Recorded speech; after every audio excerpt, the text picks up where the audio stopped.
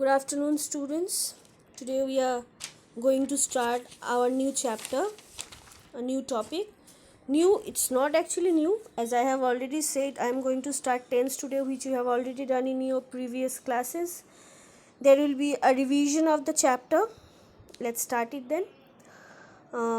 In grammar, tense is a category that expresses time reference with reference to the moment of speaking. Or else you can say a tense is a form taken by a verb to indicate the time of action. So today we are going to discuss again or revise the types of tense and the action, the types of action. As we know, tense is divided into three: time reference, past, present and future. Past tense refers to the past time, present tense refers to the present time, and future tense refers to the future time. All these tenses are divided into four types of action. The first is simple, the second continuous, then perfect and perfect continuous. All the tenses have been divided in these four types of action. But in future tense, perfect and perfect continuous, these two types of actions are not in use that much. We can form sentence, but they are not that much used literally. Anyway, so I'm starting with present tense today, and there will be an elaboration of present tense of all types of action. The first is simple present. Simple is also known as indefinite, you know. The definition of simple present is what? When simple present happens, when it happens, when it happens when an action happens regularly, or it refers habitual fact or universal truth. Depending on the person, the simple present tense is formed by adding s or es to the end. That means according to the subject, we know that there is subject verb agreement in each sentence. We use tense or types of action, and I mean the form of verbs according to the person and the number of the subject, right? So when it is third person and singular number, with simple present tense we use with simple present verb we use s or es. We add s or es with the verb, right? The formula of the simple present tense is subject, then v1, then object. You can see in the image, I have written it elaborately. I have given the chart of it. Subject plus v1 plus object, and the example I have taken is I write a letter. Here I is subject, write is v1, verb first form, and a letter is object. The next I am going to present continuous tense. What is the definition of it? What does it say? Present continuous tense is used to show that an ongoing action is happening now, either at the moment of speaking or now in a large sense. What does it mean? That means that like I am speaking now, I am teaching you now. This action is going on now, right now. When an action is going on right now, that refers to continuous. It's continuity of the action. It's going on. I am speaking or I am teaching. It's going on. Then we will go to the formula. Subject, after that am, is or are, and after that v4, and then object. Okay, subject we will use according to our choice. Here I have taken the same example. With subject you have to take am, is or are. In that case I would like to tell you subject am, is, are is used according to the subject. If it is first person, then am is used. If it is second person, if it is third person singular number, then is used. If it is second or third person plural number, and then if the subject is first person, that is I, am is used.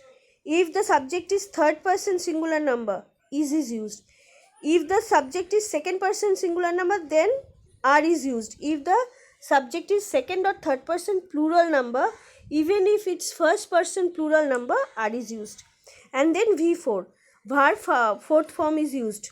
That means present participle form. And then object.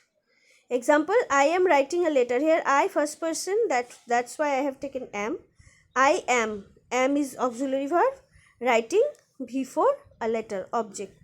Am in that point I would like to elaborate that in previous classes we have learnt about auxiliary verbs. So you can see how the auxiliary verbs are used in this regard.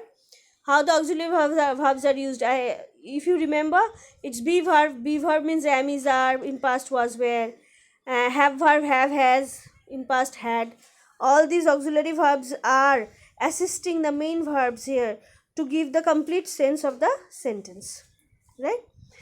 Next we will go to present perfect tense. The definition of it is, the present perfect tense is a verb tense used to express actions that occurred at a specific time, means in present.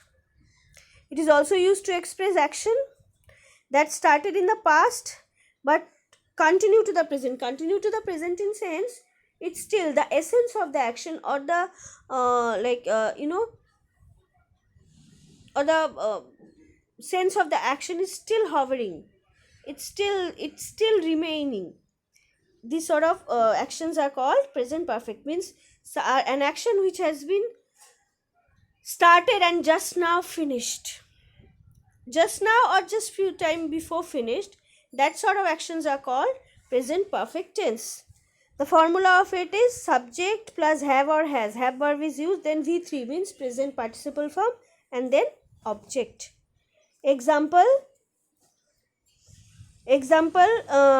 I have written a letter. I have written a letter. Here I is subject. Have verb means auxiliary verb which is helping the main verb, and then V3 past participle form of verb, and then the object. One thing to be noted or pointed, that there is an elaboration of present perfect tense, use of present perfect tense. There are some other points which I will discuss on any other day. Now today I am giving you only the basic sense, or we are just revising the basic sense of tense of present.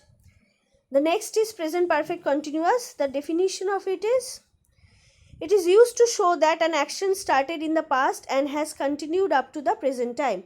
That means, suppose I have started teaching you in the morning. I have started my work, this action from the morning, and it is going on till now. So this action is considered as present perfect continuous, because when an action is started before time and it goes on, still goes on in the time of speaking, that type of action is called present perfect continuous. The formula of it is subject plus have or have been or has been plus V4 plus object. And the example of it, the same example I have taken for better understanding. I have been writing a letter. I is subject, have been auxiliary verb, writing main verb, present participle, and a letter is object.